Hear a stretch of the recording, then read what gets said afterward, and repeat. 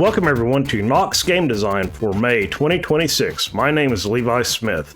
This month we're going to be talking about game passwords. So a little bit of history. This is going to be sort of a history lesson. So passwords are commonly used in like 8-bit games back in the 1980s for the original NES, and also in the 16-bit SNES era into the early 90s. I looked online. It looked like there's over 250 games that use a password system. Only a few games at the time used a battery for save states, such as Zelda, Dragon Warrior, and Star Tropics. All the other games, you had to write down a password to save your progress to continue your game later. And essentially, passwords became obsolete during the PlayStation era. Once PlayStation introduced memory cards, then pretty much any game could use the memory card to save data. So passwords really weren't used after that. So here's some pros and cons I came up with for game passwords. The pros for passwords, well, one, they last forever. They're never going to change. You can't lose them, anything like that. Like I said, they're never changing. You can actually share passwords with your friends. I think that was cool back in the 80s. Like if you got so far in a game, you could write it down and give it to a friend or whoever, and they could continue from your password. You could also see these passwords printed in like hint books and magazines and things like that, which was pretty cool. You can get a magazine, find a code, a password, and try it out in your game to get to a different point in the game. One nice thing about passwords is like you could run a game, write your password down, and then continue your game later using that same password. Your password won't ever get erased. Like save games can accidentally get erased. Passwords last forever. And also passwords are kind of nice for developers when you're debugging a game. You just put in a password and give yourself additional abilities or skip to a certain point in the game, infinite lives, things like that. The cons of using passwords, well, one, you had to write down a long string of characters. This was pre-cell phone cameras back in the 80s, so you couldn't just like take a picture of the screen. If you did take a picture of the screen, you'd have to go get your roll of film developed, which wouldn't be very efficient. Some passwords had really strange characters. Passwords had similar looking characters like a capital O and a lowercase o, or a 1 and an L. So sometimes that could get mixed up. And using a password, the player could just completely skip playing the actual game. If they had a password for the end of the game, they just skip to the end of the game. And also, if you wrote down your password on a sheet of paper, you could always lose your piece of paper or it gets thrown away, something like that. So that's some of the cons of using passwords. So yeah, really we don't use passwords anymore, but if you're doing a Retro style game, here's some of the things you may want to consider if you're developing a password system. It must be able to capture all of the player's progress. Like if you're doing an adventure style game, like all the completed levels, collected items, things like that. Other styles of games, you may just, like an action game, you might just want to track the user's level. So that'd be a lot easier to track than all the different properties and statistics of a player. If we're assuming this is pre-internet, passwords can't be easily guessable. That'd kind of defeat the purpose of a password. And back then we didn't have the ability to look at the game source code, so you didn't have to worry about somebody cracking the code. When you use static strings, that's pretty much what a password is, a series of characters, usually the alphabet and numerics, but they can be other things. You need a way to validate a password. Some of the ones that I looked at use a checksum to validate a password, so it's not easily guessable. And you can also obfuscate the password, which I'll talk about in a little bit. Sometimes they do a bit shift, so it scrambles the password a little bit. Or you could have the user enter like a name and then hash it with the player's name to give a unique password. Then the password wouldn't be shareable at all unless you gave the person your name as well. So this is kind of the first one that I looked at. One of the first games I played was Mega Man 2. So it had a password system, basically a grid, a 5x5 grid. And you put these little markers in different grid cells, and that was your password.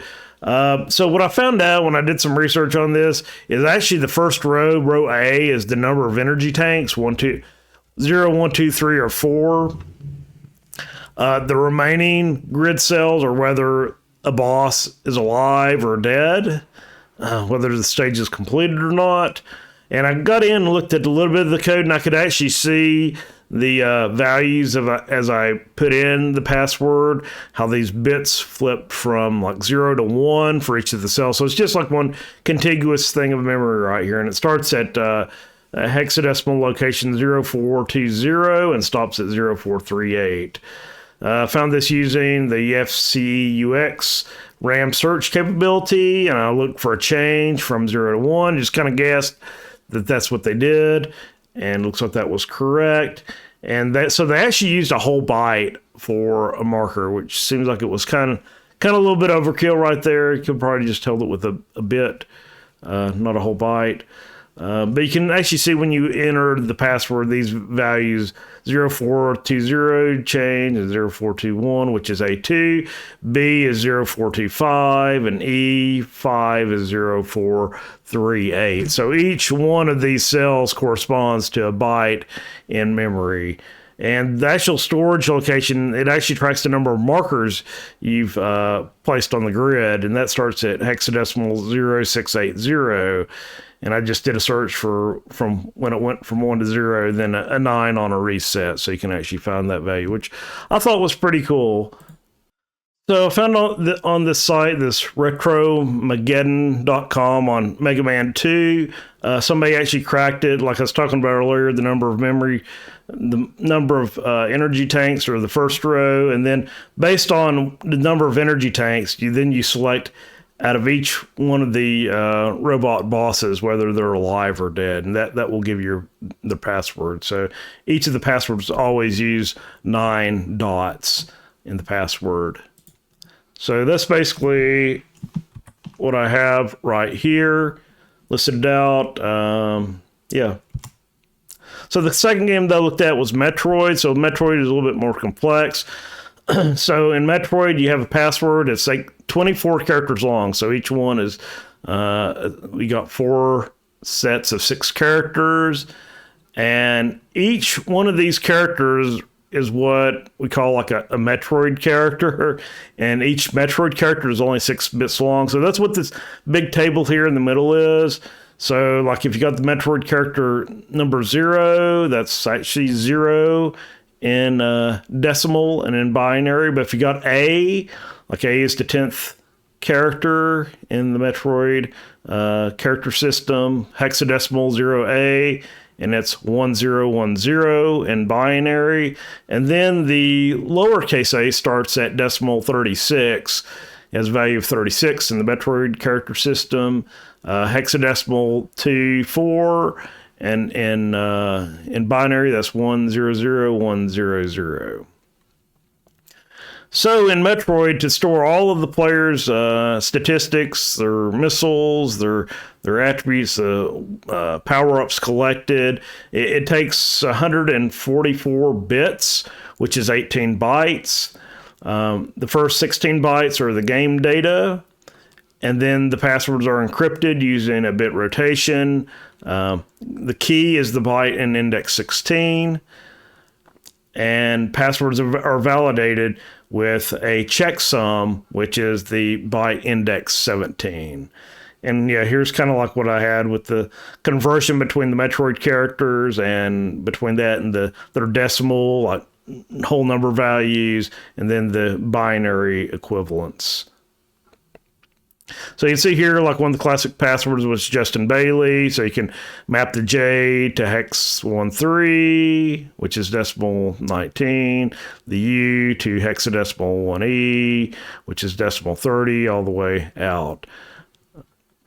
And you can actually go into the code and actually see where it loads each of these. So you can see here where it's loading in that hexadecimal 13 right here into the memory location 699A.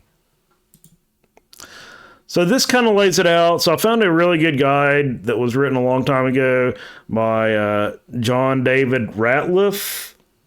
Yeah, so this is the Metroid password format guide by J.D. Ratliff, and it looks like it was written in 2005.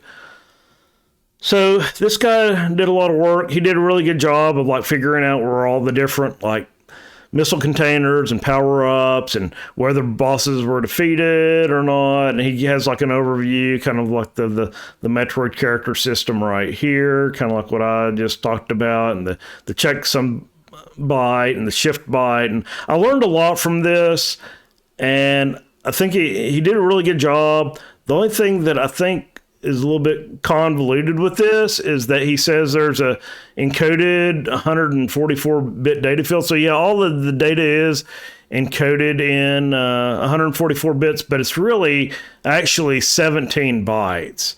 So he's got like all the items listed in here. So the problem that I have with this is that, so this first collection of 8 is the first byte of the password, but he has the least significant bit first. He has bit 0. So what I would have done is I would have had bit 7 first, go 76543210, and that would be byte 0. And then byte 1 would be bit 7 of byte 1 all the way down to 0. And then you have byte 2 right here with the missile containers and the doors, and then all the way down to the last byte in here. You can see right here, these 4 bytes are for the game age, how long the game has been running. This byte is for the missile count. This one's for which power-ups you currently have in the game.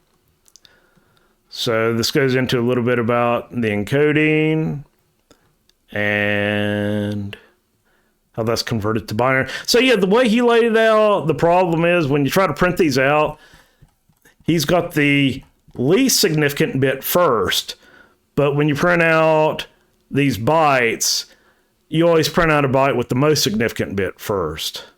So it would be bit 7 should be first and bit 0 last. And then he has to do a little bit of complicated math to get this to come out right when you're doing the encoding. So basically, you have all of the bits, all the bytes, and you do 6-bit chunks. Then you convert those 6-bit chunks into the different Metroid characters, which the Metroid characters go from 0 to 64, 63 inclusive. This is another good site that I used to learn how to do this. So basically you can go in here and like set your missiles. So if you like want 20 missiles or whatever, it'll generate the password up here on the fly. So when I was trying to figure this out, this was really helpful. So I could go in here and like change things and figure out what the actual password should be when you change a value. So this is kind of like how I have it laid out right here. So basically, like I was saying, this is byte 0 up here at the top, byte 1, byte 2, that's the first row.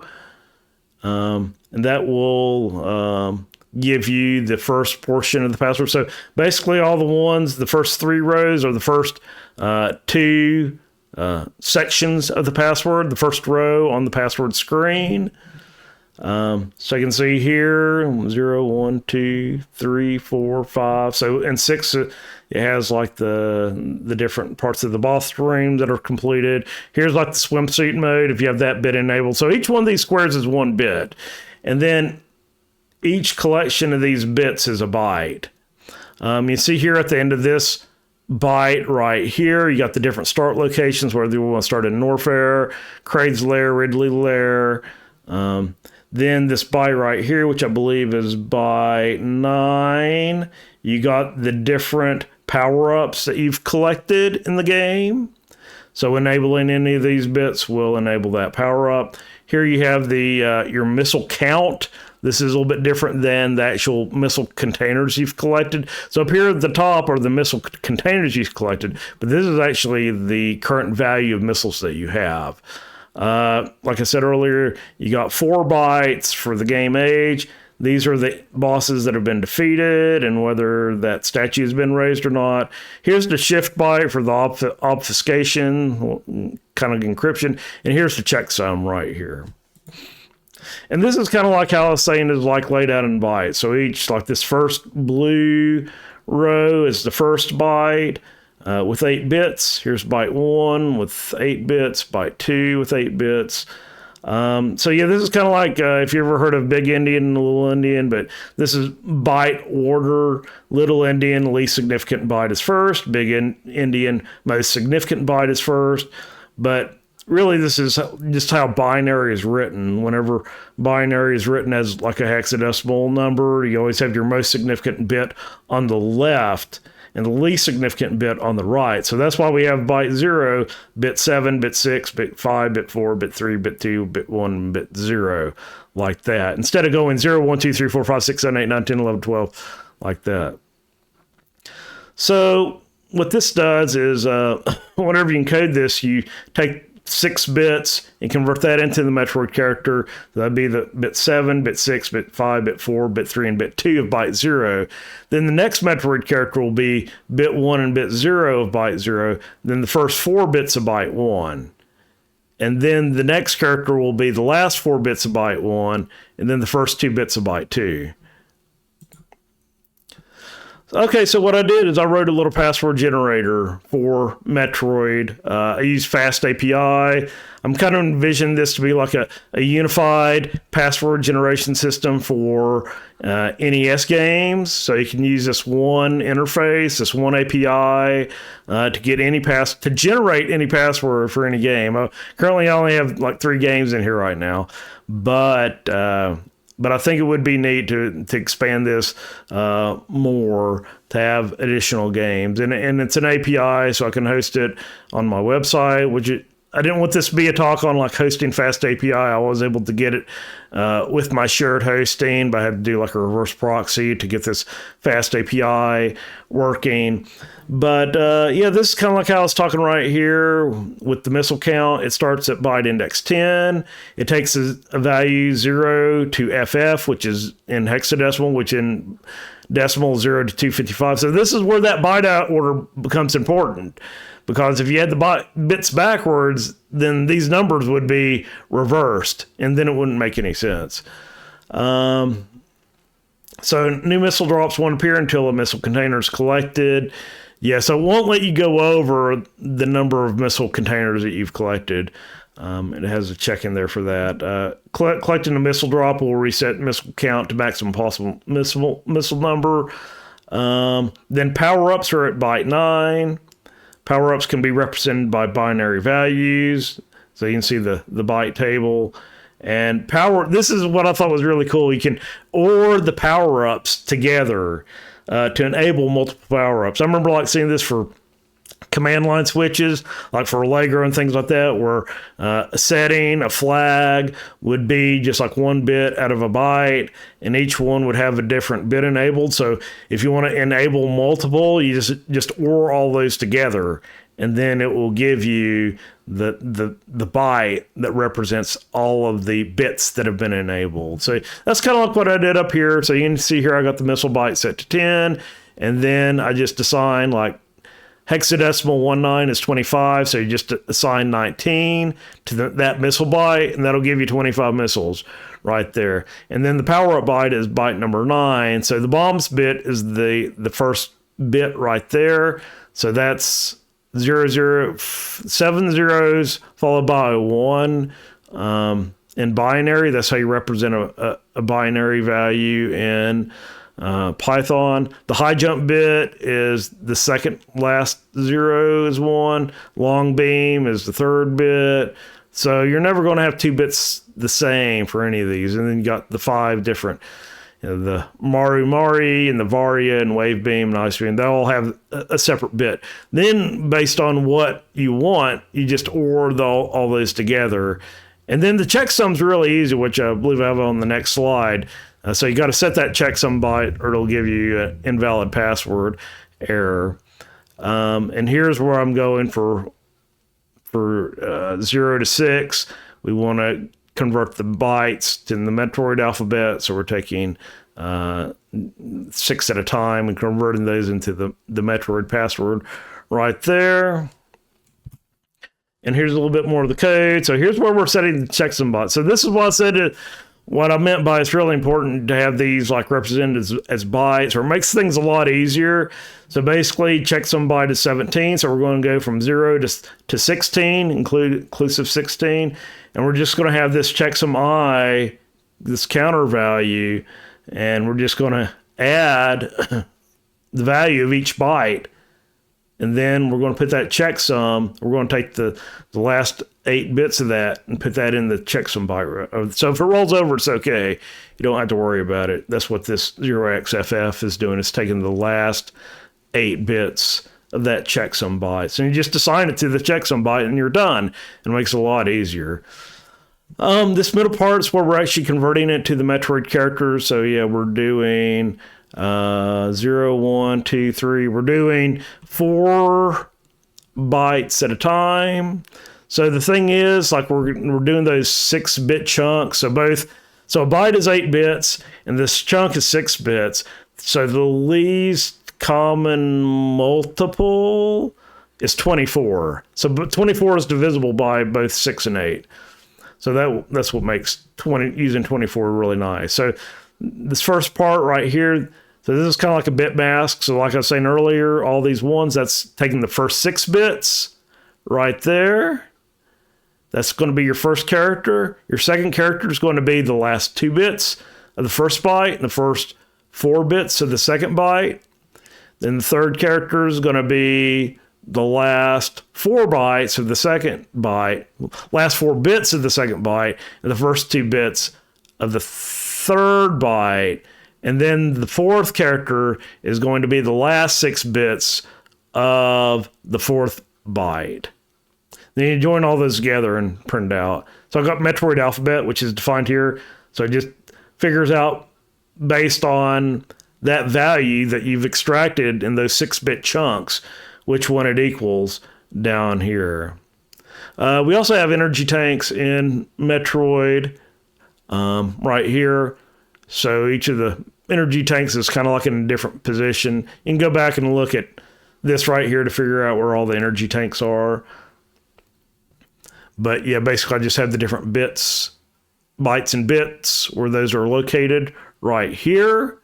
So it's a list of dictionaries or hashes, told the energy tank bit locations. Yes, I've got it right here in my development area. This is also in a source code repository, not the Knox game design source code repository, under passwords, NES password. So I got like a main py right here, main.py, and this is all that fast API that I was talking about. Just kind of checking that out. You can define like the different, like the endpoints, like game and ID. So I'm actually using the cartridge ID for representing the game. Doing /game just gets you a list of the games and the IDs, and then you can do like game and then the password. Then you do a post with the values that you want to get you your password. So it's pretty simple. And the other thing, I'd probably make it like extensible. So make it robust so you can add new games. So right now I got Metroid, Mega Man 2, Mega Man 3, and Mike Tyson's. It's just kind of like a password to look up. It really isn't a generator yet. And then all those are defined in the main PY. So if we go back and see if we can bring up. So here's the one nice thing about Fast API is it generates like Swagger style documentation. So I don't have all this filled out, but you can see here I got my NES Metroid. MT is the code for Metroid. And you got all of the different values over here, like bombs, high jump, long beam, screw attack, the bosses defeated, swimsuit enabled, missiles, energy tanks, and I can go in here and like probably add more descriptions and things like that. So I got Postman right here. So let's say we want like so I got a little like startup file right here. So basically you got to do source.v bin activate to activate like that Python environment. Then you do fast API dev, and that starts up like a little simple test server. And then you can go in to your web browser 120001, and that's just like hello fast API right there. But I can do like game. So that's going to list all of the games. So I only have like 4 games in right here right now. I'd like to add more. You can also do a search like game name equals Mega Man.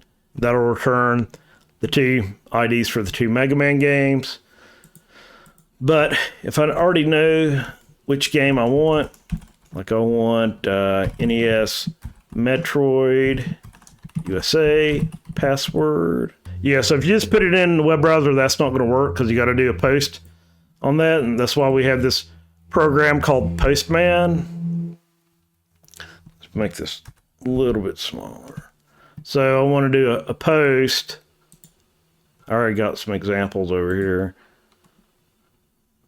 And then you can go over to body. So say I want Ridley defeated true, Kraid defeated true, 255 missiles and 21 missile containers. You can paste that, and that'll give you your password right there. So yeah, really not something an end user would use, but you could build an interface on top of this, or if you just have a program or an agent or something that wants to grab NES passwords, it can call that and get the password right back right there. So yeah, if you look at the documentation right here. So let's say I want wave beam and high jump. So I'll do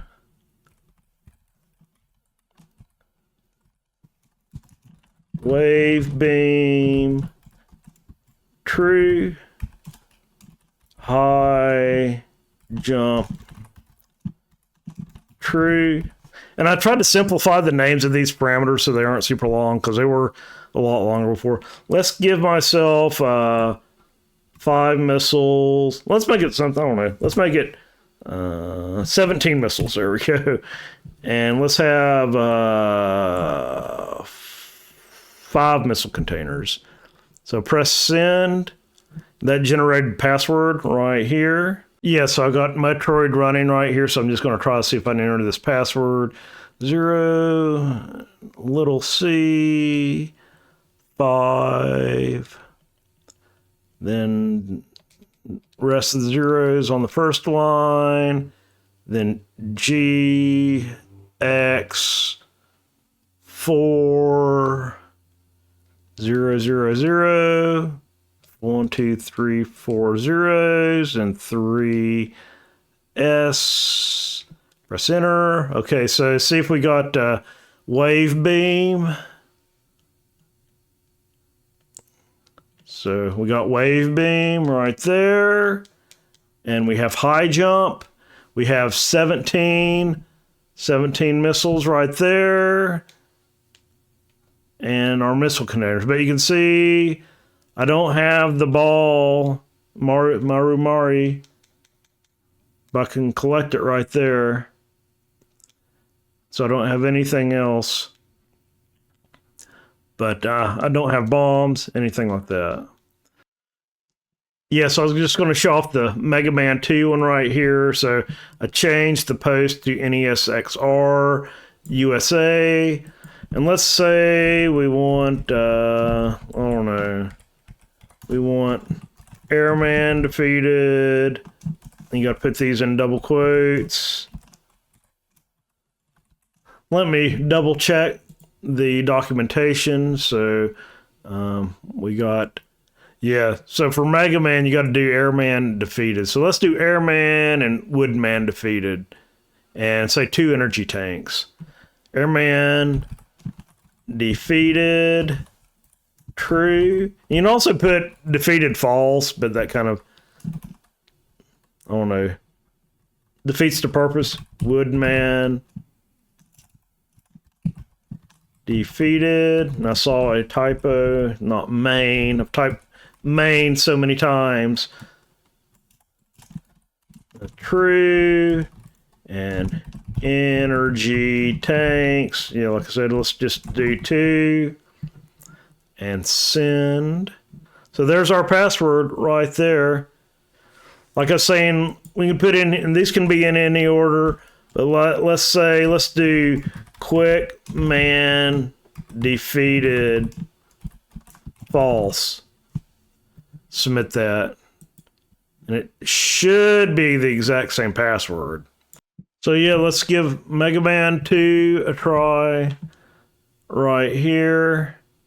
So the one nice thing in my code, I sorted these, so it generates all the different icons, and I do a sort on it, so it puts them in a nice order where you can easily enter these. So A3, that should give us the 2 energy tanks.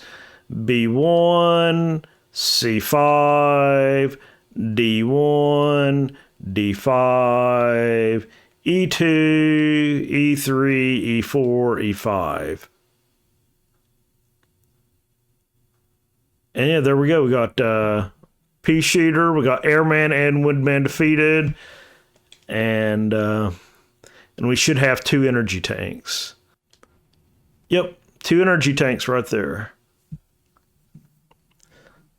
So yeah, that's my kind of goal of this project. I don't know how much time I'll have to work on it, but just to have a universal password generator, not just a password database. Like there's plenty of password databases out there where you can just like look up a password, but this is like you tell it what you want and it will generate the password for you, which I think is pretty cool, but it requires like cracking every single game, or not cracking, but it required determining the password format of all the games.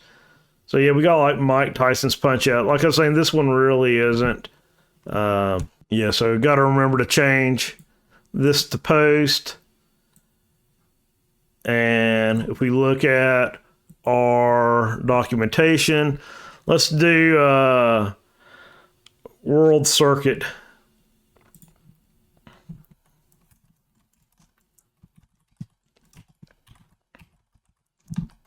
Crew. Paste that. So there's the password for the World Circuit. That's just a password to look up. That's not generating anything. Yeah, so let's give this one a try. 7, 7, 7, 8, 0, 7, 3, 4, 5, 4. And the one strange thing with a Punch-Out, yes, there's the World Circuit, the second Piston Honda fight right there. So yeah, like I was saying, it's just a password lookup. And some of the passwords on Mike Tyson's Punch-Out, like another World Circuit, which I think is pretty cool. That's what I had on the slide, because this password will let you play a circuit that isn't normally accessible in the game. You just kind of, I think I saw this like in the Black Player Guides book that came out for the NES a long time ago, but you got to press select with A and B, so it's a little bit different. But yeah, it's a different game mode, a different path. So yeah, I was kind of looking at some other NES games out there, and how many characters they use and how many spaces. So you got like Metal Gear has 32 characters and 25 spaces, all the uppercase Latin letters and numbers, or numbers 1 through 6. Kid Icarus is like Metroid. I think it used the same system. One thing I found out is like Metroid, I think Kid Icarus as well on the regular Famicom, Family Computer in Japan, they both had password. They had save features because they were on the disk system. But when they brought them over here to North America, then the NES console that we had in America didn't have the disk system, so they had to develop this password system specifically for games like Metroid and Kid Icarus. So it had 64 characters, which makes sense. That's how many? that 64 characters would be 6 bits, which makes things nice. And then 24 spaces. I was playing this game, Valkyrie no Boken, and it had 36 characters and 18 spaces. It's kind of unique because it does track like experience and health and hit points. But like in a game like Dragon Warrior, Dragon Quest, when they brought it over here, it actually has a save feature, a built-in battery. Clash at Demon had 32 characters, 30 spaces. Faxanadu had 64 characters and 32 spaces. One thing unique about Faxanadu is that it didn't require all the characters. So you had some passwords that are shorter than others.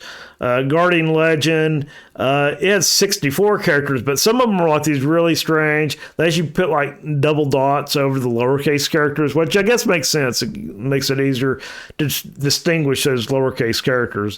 Willow had 64 characters and 16 spaces. Iron Sword, 26 characters and 5 spaces. Castlevania 3 was pretty neat because it only has 4 characters. It has like nothing, a whip, a cross, and a heart. Those are your only 4 characters you can use, and it's in a 16-space grid, but it's actually hashed with the player's name that you enter when you start the game. So in a way, the player's name becomes a part of the password. Bubble Bobble, it only had 10 characters, like A through J with 5 spaces. But in a game like Bubble Bobble, it's only tracking what level you're on. So you don't need to have a super long password when all you're doing is tracking a number. I forget how many levels are in it, probably 100. If you're only tracking an integer from 0 to 100, you don't need a long password. This game, Swords and Serpent, it had like a password for each character, which I thought was strange. Adventure of Lolo. So he had 26 characters, just a regular capital Latin alphabet, and only 4 spaces. But again, it's only tracking what level you're on, not a lot of different stats. Monster Party, it had 70 characters. I think that's the most characters out of all that I've seen. And 9 spaces. Iron Tank, it only had 10 characters and 7 spaces.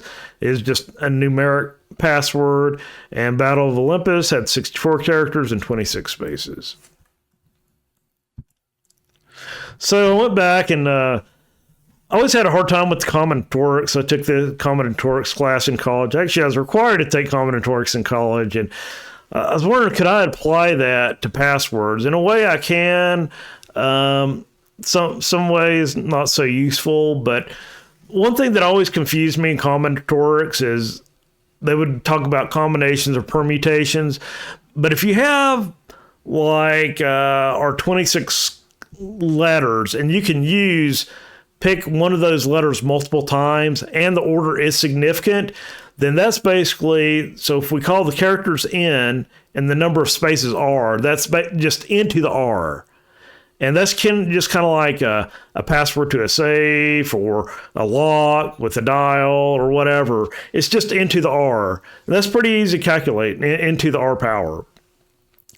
The problem is, so there really isn't a name for that. A lot of people call that a combination, like a combination to a lock or something like that. But in the mathematical sense, it's more like an arrangement. So that's where it gets really confused me. So an arrangement, which is also sometimes called some people call it a permutation, some people call it a combination, but in mathematics, a permutation has a very strict definition and a combination has a very strict definition. But an arrangement is just like, hey, you can use any of these characters any number of times, but they got to be in a specific order. So character repetition is allowed. The order is important. Empty spaces are not allowed when you're using this calculation. I'd have to do some more math to figure out. So if you have like 3 characters, A, B, and C, you have to have, or actually if you have 3 spaces and have like 10 characters to choose from, you can have like ABC, ABF, JBA, but you can't just have A. You can't just have AC. You got to have all 3 characters for this to apply in this arrangement, for this calculation. So there's also permutations in PR, which is in factorial. So factorial is just whatever number it is. Like if the number is 6, it's 6 times 5 times 4 times 3 times 2 times 1, but anything times 1 is itself. So basically, that's what that explanation point is there. So it's n factorial over n minus r factorial. So with that, character repetition is not allowed. So you don't see that in a lot of passwords for games. And order is also important. So all the stuff we've looked at with these game passwords, none of them are permutations. You might call it a permutation, but in the strict mathematical sense, it's not a permutation. And a combination, some people call it like n choose r. It's n factorial over n minus r factorial times r factorial. So all that's underneath the n factorial. So in that, character repetition is not allowed. So each character is distinct. You can only pick an A once, a B once, whatever. And order is not important. AC would be the same thing as CA, so those don't get counted twice. Whereas in permutations, those would get counted twice. So the whole point of this is there's a lot of different passwords you can generate. So I looked at the games that I had that I went over in the previous slides, and counted the number of characters, possible characters for each, and the number of spaces in the passwords, and figured out the number of arrangements. So, and then I sorted those by the least to most. So Bubble Bobble had the least number of arrangements at 1 followed by 5 zeros, 1E5. So basically I put if you don't know the notation, scientific notation, 1 million is 1 followed by 6 zeros, so that'd be 1E6. 1 billion is 1 followed by 9 zeros, which is 1E9, and 1 trillion is 1 followed by 12 zeros, which is 1E12, and it just keeps going up from there. So we have, let's see here, 100,000 different possible passwords in Bubble Bobble. And what I would think would be neat is to figure out how many of those are valid. So I guess if there's only 100 levels, you do 100 over 100,000. I guess that would give you the number of, the percentage of valid passwords. Again, like Adventure of Lolo, it has 4.57 with 5 followed by 5 zeros, which is like 400,000 passwords. So like Bubble Bobble and Adventure of Lolo, like I was saying earlier, they're only tracking what level you're on. And I think that's another important thing. You don't need to have like a high number of valid passwords. Otherwise, people could just put in random passwords and end up in some random place in the game. So you got to have like the number of valid passwords pretty low compared to the total number of passwords. So then a lot of these action games like Iron Tank, Iron Sword, Mega Man 2, they don't require long passwords, just how many like energy tanks and what levels have been completed. Like Mega Man has 1.5 followed by 17 zeros, different arrangements. So basically in like Mega Man 2, we only have 2 characters, whether it has a token, whether it has a marker or not a marker. So it's 0 or 1. Mega Man 3, it can either be empty, a cell can either be empty, have a red marker, or blue marker. So that's 3 different characters. And the total number of spaces would be the number of rows times the number of columns. So Mega Man 3 had 6 rows by 6 columns, so it had 36 total spaces. So that gives you 1.5 with 17 zeros number of different arrangements. You can't do permutations and combinations for those because you don't even have enough characters to fill in all the different spaces. So that's why those are empty right there. But I went in, like for all the other games, I put the number of permutations and combinations just for kicks. If anybody out there is like going into a like science or engineering degree, it is kind of interesting to look at this just to understand what permutations and combinations are and how those are different than just regular arrangements. The highest number of arrangements was 6.28, followed by 57 zeros for Fact Xanadu and Guardian Legend. Each of those had 64 different characters with 32 spaces. And you can see the number of permutations and combinations are less than that. So yes, I already talked about the NES password tool. I didn't want to wait till the end to talk about it, but developed by me over the last month.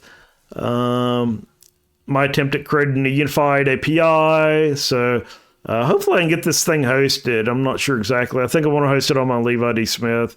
But yeah, I wanted to play around with the hosting a little bit to get it to work. I got it to work, but I don't like the way that it's working. I use Fast API, which is a Python like library for developing APIs, so you can post to the game ID, just using the cartridge ID, which I know not all games have cartridge ID, so I don't know what I'm going to do for the games. If it does have a password and not a cartridge ID, like some of the unlicensed games, I don't know. I just thought it's easier using the cartridge ID because games can be spelled different ways. Like you can have Punch Out and Mike Tyson's Punch Out, and you can have Roman numerals and Phoenician numerals, and yeah, it's easier just using the defined game ID. But I do know some games have different releases with different game IDs. So I don't know. I'll have to figure that one out. So first you look up the game ID with the game question name query. You can use the plus sign for spaces like in Mega Man 2. ID is the game card ID. Send parameters and post data. So you specifically got to do a post. So if anybody wants to develop a front end, make sure you post, which makes it a little bit cleaner than doing it in get parameters, which I think you're limited to a certain number of characters in get parameters. You can see the docs for post body schema. Try to make it modular, like I said earlier, where you can add new games. You put the new games in the mod folder. I think I should have each game go by its ID in the mod folder.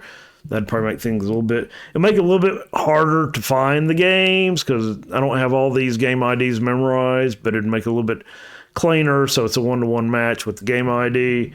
And then you got to update the main PY, just add a new entry point for each game. So I tried to make one endpoint for all of the game passwords, but what I found out what the problem with that is in the documentation, it's just going to have one method, and it's not going to have each game broken apart separately. So I have to have a unique endpoint, API endpoint defined for each game. Yeah, so I ran that earlier, and that's what that does.